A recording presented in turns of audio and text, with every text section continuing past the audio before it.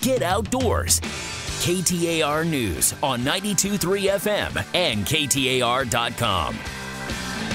It broke yesterday. Pamela and I were doing the 9 to noon shift here, and we look up and we see on, I believe it was CNN, that the Charleston, South Carolina church shooter, Dylan Roof, purchased a firearm from a local gun shop and went through the background check and passed the background check, and it comes to find out that the organization, NICS, that conducts background checks. Dan, I'm going to ask you what that stands for in a second here. As we stand now, it's NICS stands for the place that does background checks, right? What is it? Go ahead. What is it? That's good. Well, you went through it yesterday when you adopted that gun. Yes, thank you. National Instant Criminal Background Check System is what it's called, and every time somebody purchases a gun, if they don't have a concealed carry permit, then we have to call in. It takes a few minutes, or we can send an email, and we give them the information, the vital information, your name, social security number, if you'll give it to us, and your height, weight, all that. They do a check. Right. They'll get you the check. Now, hold on. We're going to get to that in a second, but I want to say this. By the way, that was my first background check. I have purchased all of my firearms from family and friends. Always. Those evil straw purchases, because if someone does that and doesn't go through a background check, then they're an evil person and they're going to go shoot the place up.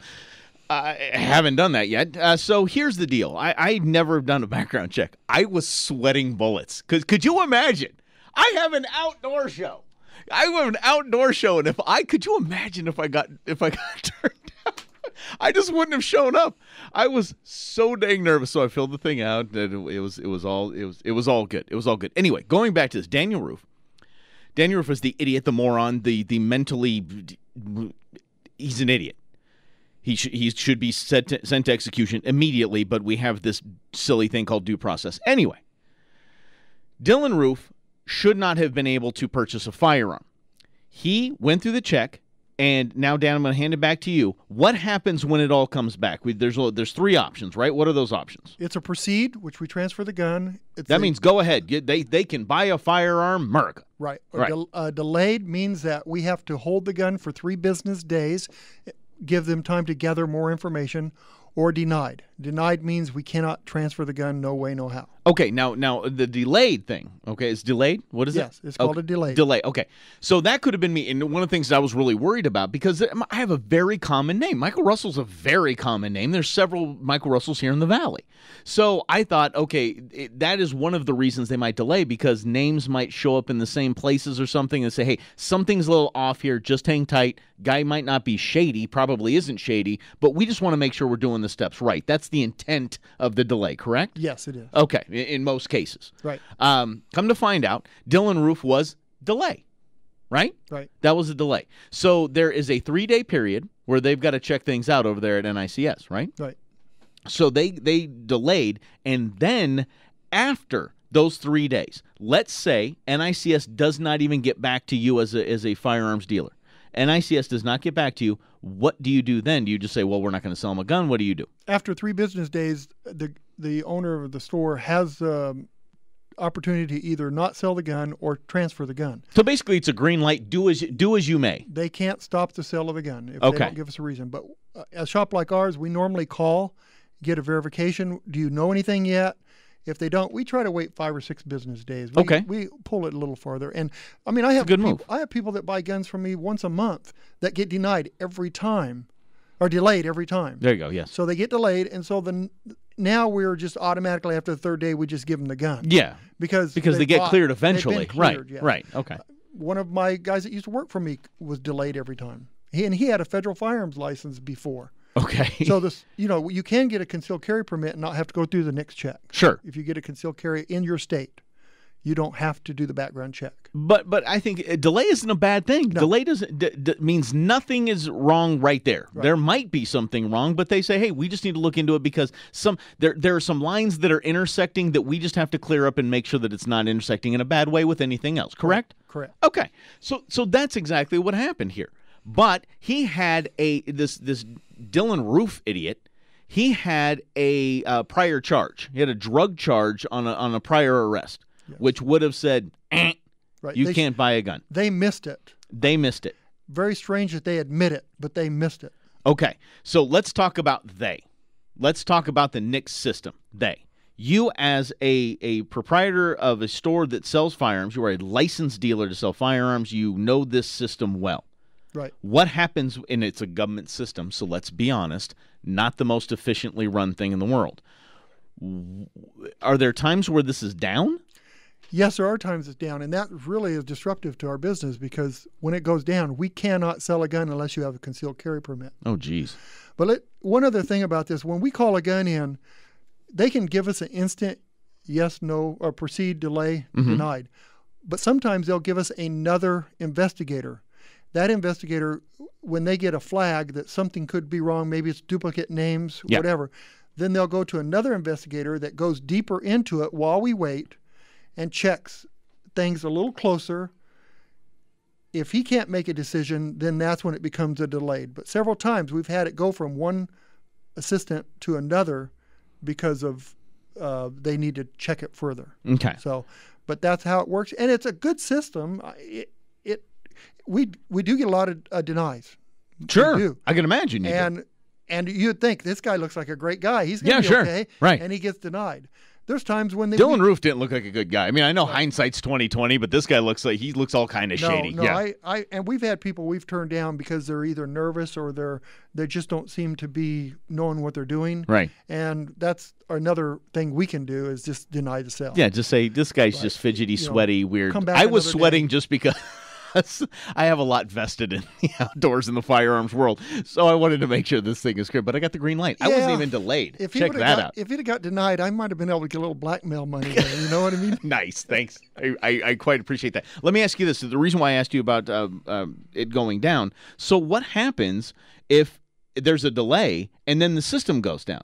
Is that 72-hour clock still ticking, or do we have to wait? No, that we don't. No, it's not. It still goes on. If we get a delay, 3 business days, we can transfer the gun. Doesn't matter what's going on at NICS. Doesn't matter because 3 days normally later. that system down is actually doing the check itself. The stuff that happens on the delay is behind the scenes. Okay. You know, they'll have investigators actually go look at court records, things like that. I appreciate you filling in the blanks here. Here's why I'm a little concerned. And this isn't, they're coming for our guns. Eesh. No, but this is giving me pause and this is making me concerned, and here's why. Because they will now have, the anti-gun folks, the Obama administration now has an open window. The NICS system is broken. We've got to fix it now. We're just going to fix the system. Everybody can agree with that, right? Everybody agrees. We need to fix the system. Who wouldn't agree? We need to fix the system. Of course we need to fix the system, right? Right. But that's going to come in a 750-page bill, right? Which inside that 750-page bill will contain this expanded background check nonsense that we've been fighting for so long, and I'm concerned. So, NSSF, NRA, gear up, kids, because it's time to fight, and it's time to fight for us. So make sure you guys are on your game because you're going to need it with this whole Dylan Roof nonsense because they have an opportunity now, and it's a pretty good-looking opportunity. One thing to keep in mind, if you want to avoid that NICS check, get a concealed carry permit. They do the background check on you then. And you're done. And now you just show me the card. If it's not expired, last 4 years, I think. Okay. 3 or 4 years. And you don't have to worry about it anymore. Right. No delay. You're instant. You get it done. And by the way, please just go get one. Yeah. Please take the training, take the class. Oh, yeah. How about that? You learn new laws. You learn everything about handling your gun. I advise it. Right. Absolutely. Okay, so we're going to keep you, obviously, KTAR, KTAR.com. We're going to keep you up to date on everything going on with this Dylan Roof nonsense, including his trial and whatever's going to happen with NICS. So the background checks are, I think they're going to change. I'm a little concerned. We'll see how we move on for that. Look, I have said this since the day I started working here at KTAR, that Pat McMahon, who is decidedly anti-outdoorsman Pat McMahon, and I have the best conversations. What I wanted to do is bring the legend in to discuss, to have one of our conversations that we have on a weekly basis right here on air as an example, as a teaching tool to how all of us outdoorsmen can speak to non-outdoorsmen and how non-outdoorsmen should respectfully speak to outdoorsmen. A lesson with Pat McMahon coming up next. Get outdoors with Mike Russell, KTAR News on 92.3 FM. And you can always find us on Facebook, facebook.com/GetOutdoorsAZ, and on the Twitter machine @GetOutdoorsAZ. And check this out. Yep, Instagram. We got some good stuff going on Instagram, so check that out too. It's GetOutdoorsAZ. We like to keep it simple, like to keep it consistent. Now, I'm going to peel back the curtains a little bit here because my very first day here at KTAR, I walk in the building with my co-host, then Whiny, and everybody's saying, hey, welcome to KTAR. Hey, welcome to the team. Welcome to the family. Welcome to the team. And we thought we were just filling in for one day. We didn't know that we had anything to do with this. So we're sitting in the studio, and I see Pat McMahon walk in.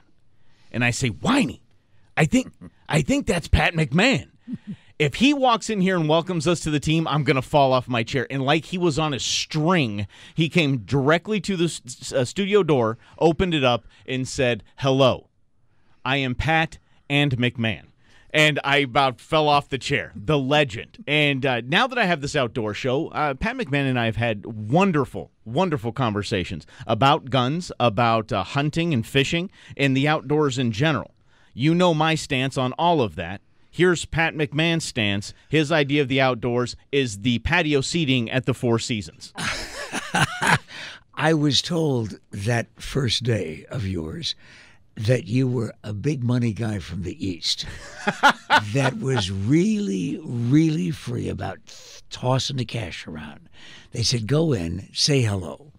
And I did. So far, not a big profit. I didn't even tip you. That was absolutely awful. By the way, would you please review that simple and concise open where every possible social media mechanism is a part of this program? That was amazing. Oh, thank you. I appreciate that. I mean, you are on everything.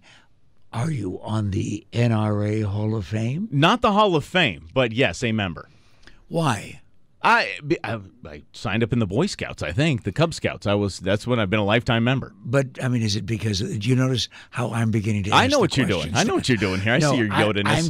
I'm curious because I have known you since that day. Mm-hmm.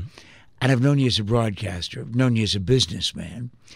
And I'm always interested in what it is that is the appeal, is the attraction of that particular organization with the incredible power that it has, right? Particularly to somebody that was as young as you were when you signed up. I think the power of the NRA is what the draw is to the NRA. The power in what we feel as Second Amendment supporters, as gun right advocates, we feel that we have an equally powerful arm in Washington, D.C. as the politicians themselves. Or more powerful. I would go with that as well. Sure, absolutely. And I think that's important, and that's important to a lot of us. And it could just be perception, but it's still important to us. Important enough for the $50 a year or whatever it costs to say absolutely yes. We want to kick in. We want to make sure that at least there's somebody stepping up to the plate for us in DC. Well, when you've got an NRA behind you with that kind of clout, is it in your case, just speaking for Mike Russell and Russell Enterprises? There we are. Because you think somebody's coming to your house to take away your guns? I don't see. I wouldn't put that out of the realm of possibility. I don't live in fear of that. I don't wake up in the morning and check my guns or look down the street and make sure no one's marching down the cul-de-sac. I don't think that's going to happen in my lifetime. But who is that? Who is that specter? And I'm asking you that because I'm trying to put you on the spot. This probably has come up in the past on this program. I just have never understood who those folks, and you on occasion, who you're afraid of. I don't think it's the fear of the marching down the street and taking the guns. It's the slight nudge. And we saw that a little earlier this year with the green tip ammunition. Well, we see that as armor piercing. We're going to start to ban that. You see, you don't need to ban guns. You don't need to ban someone's right to bear arms, but you can sure as heck ban their right for ammunition. So we see things like that, and we see little steps like that. And then when the NRA stepped up and started to flex, and the National Shooting Sports Foundation as well, they started to flex their muscle in D.C., everyone quickly backed down. And so we see those types of things as gun owners and Second Amendment people, and it's a matter of comfort, I would say. So for somebody like me, that is and I don't even mind telling the world, including some of those people who are listening right now who are crime inclined, right, who are lawbreakers. Mm-hmm. I don't own a gun. Sure. I don't own a gun. I'm not anti-gun, as you know. I think that it's fine if that happens to be something that is of interest to you, or you find is a sporting appliance. But I don't own one, so I would then say, so what about the armor-piercing bullets? Why do you need that? Sure. And how many elk have armor? And here's the deal, though. If you look at my elk ammunition, my 180 grain for a 30-06, that can pierce armor. That's armor piercing. So once you go down that road with the green tip ammunition and say one is armor piercing, you can look to any other study and say, well, those can do the same thing. We need to ban those as well. And then I can't go hunting. But who is the we that wants to ban those? I would say this administration is very big on that. I would say that the shell game that we see being played right now is the ramping up into an election year. What we see right now is the Democrats saying we need to get guns off the streets. They're bad. The Republicans saying they're coming after your guns. Everybody give us money is what we are going to deal with for a little while. Is there a middle ground? Yes, sanity. That's where most of us live. Mm-hmm. That is where most of us live. Yeah, because that's the part I think that confuses a lot of folks. I would agree. Because to me, it isn't a matter of the Democrats feel this way or the Republicans feel this way. It's a liberal issue or a conservative issue. It's an issue that confuses the heck out of me. Are you going to clear this up for me this Let's hour? go ahead and clear that up. Let's take a quick break, but we're here with Pat McMahon, and the reason why Mr. Pat McMahon is here with us today is just what you heard, a civil discussion on guns, hunting, in the outdoors. More next. Get Outdoors with Mike Russell. KTAR News on 92.3 FM. Once again, the legendary Pat McMahon joins us here in studio. That's the L word for geezer. Well, legendary, iconic, all of those things. Very, very flattering. Yeah. Till I find out that it actually is simply another way of saying, my God, is he still alive? Or earn the right maybe to be on the state flag. That's what, if we had a state flag with a human being on it, it'd be Pat McMahon. Oh, he'd be right there. Terrifying. Hey, isn't it enough, though, allowing me this bit of iconic self-promotion, because you're talking about something as extraordinary as being on the flag. Well, that's not going to happen, but there's going to be a statue. Really? I just could not believe it when a number of the local business and civic leaders some time ago, in fact, while we're still around, said, we got to do this, and it was commissioned, and a bronze Wallace sitting on a park bench, Ladmo standing right behind him with a Ladmo bag. Yes. And then as far from the two of them as could possibly be, at the other end of the bench is Gerald. And it's in bronze.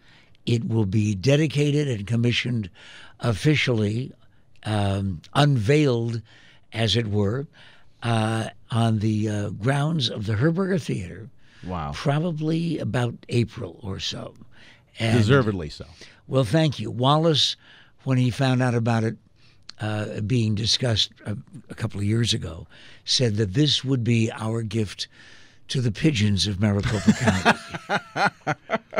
But anyway, that's still, in one's lifetime, to have a bronze statue of a character that you played and be on this program with Mike Russell, I cannot imagine that I would reach any greater heights than this. Drop the mic and walk out. You're good. You've reached the pinnacle. Wow. I want to go back. I do want to go back. Congratulations on that. That is a big thing. That is really it's well deserved. And I have walked these halls with you. I have seen how people react to you outside and inside of these halls, and it's a very special thing that you've done for the state. It's the least that the business leaders in the community could do: get together and make a Gerald statue. Well, let's call it a Wallace and Ladno statue. And there will be a place on the bench to sit and have your picture taken. I will be there. Okay. I will be there. In what are we going to talk about? I want to get back to where we left off in the last segment, just quickly, because we're talking about the NRA, and we're talking about some people care there's guns, some people don't care there's guns. What we all have to care about, and I think the big thing here is the C word, the Constitution. Mm-hmm. And we have this in my wonderful handy-dandy Second Amendment coffee mug here. The last words are, shall not be infringed. What respect, by the way, to have one of the great documents of the world. It's like having the Magna Carta in the men's bathroom. If you know how highly I hold coffee in my life, you will now understand that they hold similar rungs on the ladder. All right, so the Second Amendment says, shall not be infringed. This is our right, is shall not be infringed. Right. That's our biggest key. Stop bothering us about our guns. It's a constitutional freedom. Stop bugging us about it. Stop talking about the way you're going to regulate it or control it. Just move on. Just as if someone were to say cyberbullying is very bad. Mm-hmm. Cyberbullying, they're young men and women killing themselves because of cyberbullying. We need to start squashing this freedom of speech kind of thing. The minute they start going into these things is when we start getting very uncomfortable. But there are regulations about the use of electronic communication. Mm-hmm. We are in a business that is highly regulated. I cannot use every word in my vocabulary on this program. True. It is strictly regulated. I mean, I am told you may say this and you may not say this. Correct. I just can't think of anything that is totally unregulated. And my speech on the street should be unregulated. We are using federally regulated airwaves for this. Therefore, we have handed the government control of these airwaves. So they have the right to regulate that, as they do marriage when we gave them control of marriage, and we saw how well that's worked out. And we hand them control, and now with background checks and the same thing with Second Amendment, we hand that control over, and then it's the government way. You give them an inch, you take a mile. But there are still laws about what you can say about another individual before that individual can take you to court. There are laws about what you can say about a business or an organization. Those laws themselves are highly regulated. Sure. And it seems to me, it appears to me really from the periphery, because I am looking at this from the outside, as if there is an incredible amount of paranoia within certain areas of the gun society, if you will, mm-hmm. that element of each community.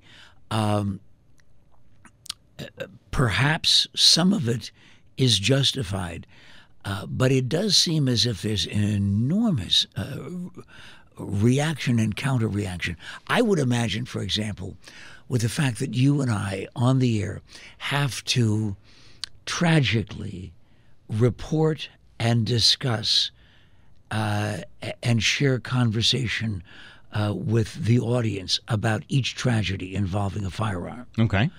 I would imagine you probably, as an enthusiastic gun sportsman, would probably say, oh, no, it's going to happen all over again because of the extreme element over here. Yes. That's saying, that's it. We've got to make sure this can never happen again. I have yet to hear any logical means by which that can be done. I can see logical means in which it can start, which we've seen it through history, and starting with things like registries, starting with gun registries. But there are people who are opposed to that. Absolutely, they should be. If they know anything about history, any gun owner hears registry, they should freak out. But by registry, do you mean that you should not leave your name anywhere if you purchase a gun? You should not be registered as being a gun owner, so that the ownership of that gun, should it be used in a crime, could be traced? I'm not worried about my guns being used in crimes. I'm really not. I have no fear of my guns being used in crimes. You're here. Your home could be broken into today. Mm-hmm. Right. And my wife and my kids are there and well armed, and they can. I assure you, they can shoot better than the burglars can. What could we do?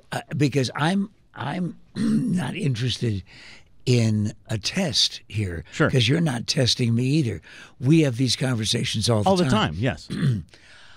I would love to arrive at some civil decision, some law that would allow me on an idealistic level, and I'm agreeing that it's idealistic, to know that no one would be killed with a firearm anymore. Okay. And where do we stop with that, though? Where do we stop in bats, but I don't know, bats, knives, blunt objects? I don't know how you do that.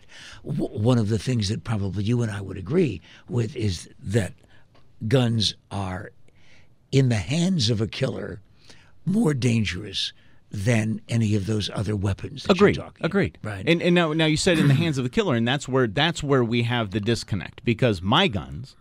And they've never, not one of my guns have gotten up, loaded themselves, and gone out and shot somebody. It does not happen. But why would they not? Why would they not be stolen? See, I don't understand. Oh, I'm not saying it's stolen. I'm just saying there has to be someone behind that gun. There has to be a human being that is doing this, and that human being is obviously not right. Obviously not right in the head, and is going to go do something bad. And that's what I want to know. Timothy McVeigh used fertilizer. But no, I know. But what do we do? What do we do about the mental health failures in our country? Because I think that the entire nation is a massive failure when it comes to our mental health system. We can't agree more. We cannot agree more. And I think I never thought I'd hear that. I think the majority of gun owners and sportsmen in this country would pay an extra 5 cents for a box of bullets. They would pay $1.50 more for a tag. All of that would add up. We would contribute greatly to advance mental health in this country. We would, because we understand and we know that that's what this comes down to. It comes down to mental health. It comes down to raising children right. It doesn't come down to getting rid of or having guns. At a store right now, at a licensed weapons store, for lack of a better term. Okay. Does that salesperson have an obligation to look up the mental health record of a purchaser? Because I don't have the answer. No, it's a background check that does not go into mental health. So that doesn't include that? No. Should it? Here's the problem with that. I've been treated for anxiety. I took anxiety medication years ago. Mm-hmm. Would that be put on a list of he's mentally unstable, should not be able to own a gun? So it's the who decides question. We all agree that people that are mentally unstable should not own a gun, but who gets to decide who's mentally unstable Do you have is an our answer problem. for that? I don't. Absolutely not. I don't have an answer for that, no. What about the other question that I have unanswered is the gun shows. Mm-hmm. Is it not true that it's much easier for me to walk into a gun show and buy a weapon without the same kind of registration as I would at a store? In every case, no. I can't say that it is or it isn't, because there's different gun shows, different rules. I know. I've been to 3 gun shows. Mm-hmm. Because people on the show know my guns are my tools. I have gun for home security. I have a gun for deer. I have a gun for elk. Those are my tools for the things that I want to do. I don't have a giant collection, so I don't go to gun shows to collect them. But the ones that I've gone with our friends from AZ Firearms, and they're all on the up and up. There's background checks. There's things like that. I did not see where people were buying guns under tables. Well, they must be able to do it somewhere, because Congress usually has something presented to them regarding the inclusion of gun shows on a national basis for background checks. So somebody apparently isn't doing it. Here's what that is, and that's going back, because when you say Washington usually has, what it is just appeasing their base to say, I went after those gun shows. Nobody can. I would say the majority of voters will not look into the statistics of crime and gun shows and draw those lines to see where those weapons are. They would never do that. They take their team and say, that person told me I need to be mad about gun shows. That's what I'm going to go for. And they know that because they know that fills their coffers. So when you talk about D.C., it's tough to deal with that. And that's applicable to just about every issue. Amen. That exists yes. on the face of the earth, not just in America. I agree. All right, so where are we on this? We're going to go to hunting next. We have to. We're going to take a quick break, but we're going to go to hunting. No, wait, but there's somebody that's actually paying for this time on the air? Sure. So this is a revenue-producing thing. Absolutely. I respect you more than I ever knew. I appreciate that. Thank you so much. Pat McMahon joins us, and this is how we do it. I've mentioned Pat McMahon on this show several times. The discussions that him and I have, the civil discussions that we have about guns and hunting. Let's switch it up to hunting next. Get outdoors. KTAR News on 92.3 FM and KTAR.com. The legendary, yes, I'm going to say legendary one more time. Iconic, I will say that. And if you want me to say old, I mean, if you're just going to give me that look like I have two heads, Pat McMahon joins us. I feel that I should have Metamucil in my coffee. But I thank you, because let me make the assumption that those are all said with great respect. Yes. All right. Because I can't call you sir. You don't allow me to call you sir. You will not allow me. Spell it C-U-R. Listen, I have a question based, and I know that we're going to talk about hunting. Yes. But I have a question, another one of those questions for which I have no answer, about firearms and weaponry. All right? In general, you want no restrictions when it comes to firearms.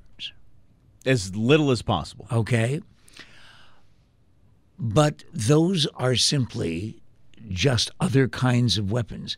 Yet we restrict explosives. We restrict flamethrowers. And this is, I'm not doing this as an exaggeration. I'm saying all of these things are weapons that, in some cases, I've used when I was in the military.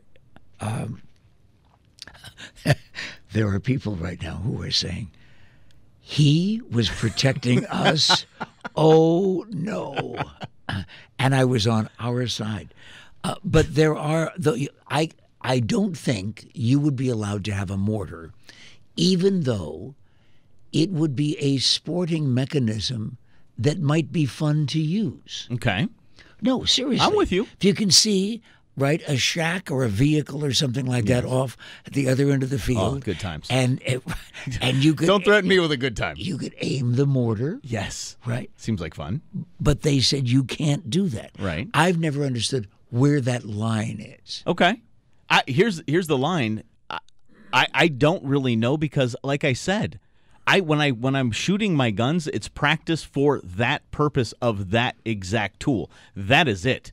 I know a lot of people that just shoot for fun, and that's great. I'm just not that guy. Ammo's too expensive. So to just go out and fun and let's just go shoot, when I'm shooting, I am practicing. I am trying to get into the best real-world scenario I can with that tool, and that's what I do. So as far as their regulations on military weapons, not military style weapons, I think I'm okay with them banning flamethrowers. I'm okay with that. So you are then out practicing in order to kill Bambi. Yes, I am, and I'm in. If that's the lightest one you used on me, by the way. As I pass Mr. McMahon in the hall, this is what I hear. What'd you kill this weekend? And it's like, oh, hey, good morning, Pat. I have occasionally said who, and I didn't use Dumbo because I don't think you have traveled internationally. No. And by the way, you're talking about hunting? Yes. How do you feel about trophy hunting? You know, trophy hunting it's. I think it's okay, and here's why I say it's okay. Have you ever done it? No, I'm not. I eat kill. And so the trophy hunting is good in a lot of ways. And here's what I want to say about conservation. Let's say elephants, okay? I'm not going to eat an elephant. It's somewhat tragic seeing someone kill an elephant, but there are times in the world of conservation and in the world of protecting certain villages and certain communities of this world, you're going to have to take out a bull every now and again. If that community can get $50,000 from the Sierra Club or whoever's going to auction off a tag, okay, so be it. We need to go take out that animal, and this community is going to benefit from this, and there you go. So trophy hunting, I'm not a big fan of that. I want to run out and do it, but I know it's necessary, and I applaud the people that can get it done. Those village instances seem to be kind of rare, though, are they not? I was using elephants specifically. So when you deal with bull elephants specifically, no, not really rare at all. I was reading last year about it. Now, this is just one of those stories, and I know that it is 1 in 100 million, but it's something I cannot imagine in my most perverted dreams. Okay. A woman from Arizona got permission, a license, and paid an incredible amount of money to go to Africa and kill a giraffe. Yeah. Now, that's one of those things you never, ever hear, man, that's good eating. Have you tried the giraffe? I'm with you on that. I roll my eyes at that, and I'm going to get beat up for it, but I do roll my eyes at it. I just think it's silly. It makes all hunters look like savages. You need a vaulted ceiling just for the mount. It's absolutely awful. It's an interior design thing. Yeah, pretty much for me. I just don't have room in my house for a giraffe. Hey, look, I understand that, but I think conservatively, we deal with different rhino populations, and the man that paid $350,000 for a black rhino tag, and people lost their ever-loving minds. But the Conservation Society in Africa was look, this is a bull that cannot produce anymore, cannot reproduce, and is killing all the young males. It has to be done away with. We have a guy ready to pay $350,000 to us to do that. Yes, let's go do that. There is a reason for it and a purpose. We didn't hear about any of those details. We only heard that one of the most endangered species, one of the most endangered animals on the planet, was killed for sport. Exactly. That's all you hear instead of looking into the conservation of it all. You understand this, please, that most outdoorsmen are conservationists first. Most of us are. The vast majority of us want to conserve wildlife for the future, and we are almost tasked with doing that. When you look at deer population in Missouri, where I hunt occasionally, deer population's over 1 million in certain counties, okay, down to 300,000 after the season's over, back up over 1 million the next year. It's used to keep populations under control, to conserve the next generation of that animal. Here's a shocker for you. Ready? I cannot tell you the enthusiasm I have for shocking Mike Russell. My daughter, gentlest creature in the world, grew up in a non-firearms family just because it wasn't anything that we were particularly interested in. Okay. Sensitive enough to be a professional actress, calling upon those sensitivities to be able to perform every night and have people pay for it, right? Right. I said in her front yard in Oregon, look, it's a deer right here in town. And she said, that miserable, rotten... Yes. And go and throw something at the deer. Throw something. With a knife or an axe? That's Bambi, for crying out loud. But because the deer are everywhere.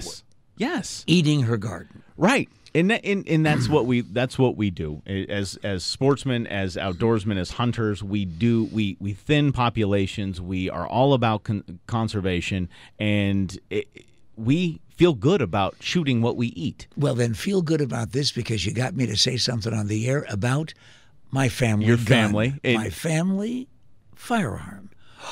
What? What? I remember growing up, my father had a rifle. It was a Mossberg. Do they still make those? Yes, they do. Absolutely. Is that a good rifle? Absolutely it is. Okay, well, I wouldn't want him to have a quality firearm. And he had that in the closet. I don't know that he ever took it out of the closet. But it was there. It was, you know. So I grew up with a firearm. How about that?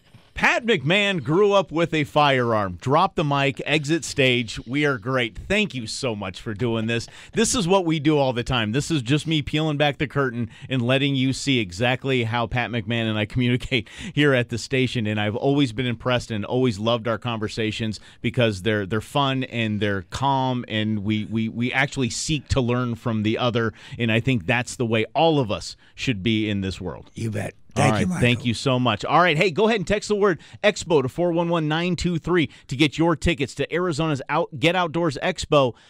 Let's see, August 7th, 8th, and 9th. Holy cow, it's right around the corner. Get them today.